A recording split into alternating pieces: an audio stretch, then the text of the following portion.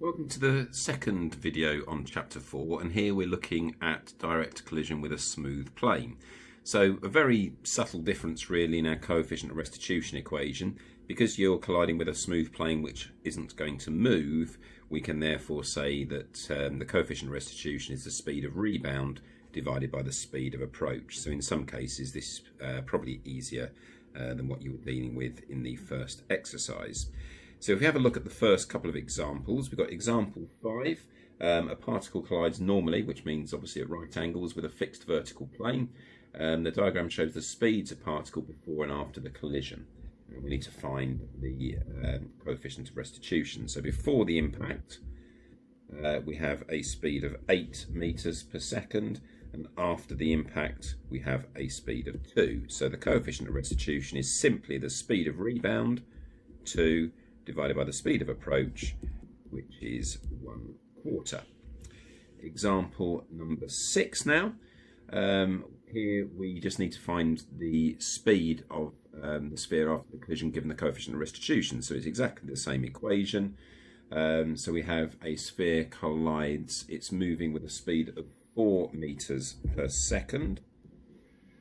And the coefficient of restitution this time we are told is 0.2. And it wants us to find the speed of the sphere after the collision. So if we just call that V. So we have that 0.2 is going to equal the speed of rebound divided by the speed of approach, which is 4. So V is going to equal 0.8 meters per second.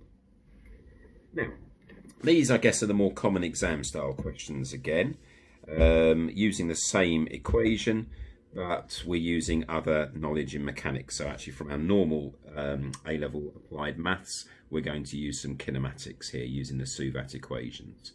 So this time we find a particle falls 22.5 centimeters from rest.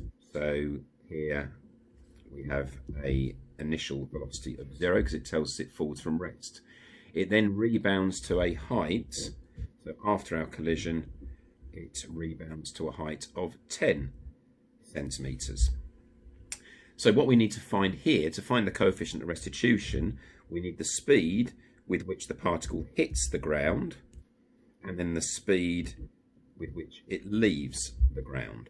And then once we have those two velocities, then we can find out our coefficient of restitution using the formula we've just used. So if we think of the fall here as part A, so the fall to the ground, just to explain which model we're looking at. So as I've said already, we know it starts from rest. We know that the acceleration is 9.8 meters per second squared.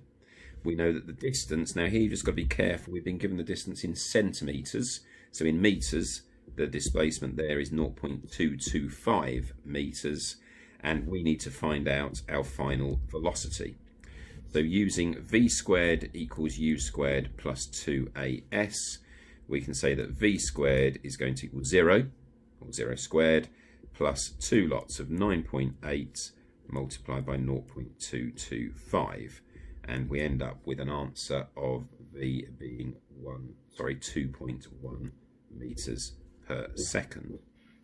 Now for part B, if you like, which is the rebound, U is what we need to find out. So that was V from the first part, which we now know is 2.1, and we need to find out the initial velocity of the second part of our equation.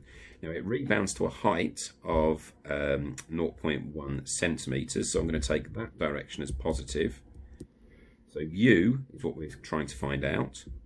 We know that S is going to be 0.1 meters. Acceleration, because we've taken upwards as positive, is going to be minus 9.8 meters per second squared. And we know that V, because it raises to a height, so it's going to temporarily stop before it falls down again. So V equals 0.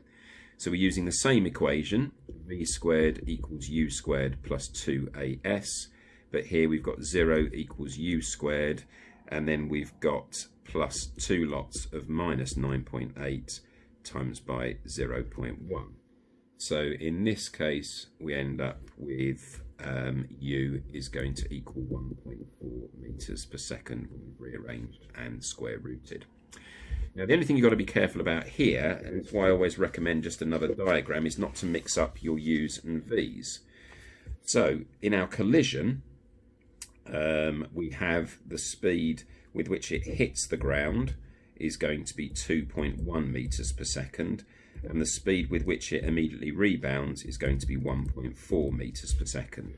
The only reason you need to be careful is obviously the coefficient of restitution is the speed of rebound, which is 1.4 divided by the speed of approach, which is 2.1. So our coefficient of restitution is going to equal 2/3. It's just worth noting there that if you like, the u of our collision equation is obviously going to be the v from the first part. So that's the reason why, just another diagram just to clarify where your u and v are. So that's all you need to know if we ever go at exercise 4b. So good with those questions, and we'll move on to the final 2 videos of the chapter shortly.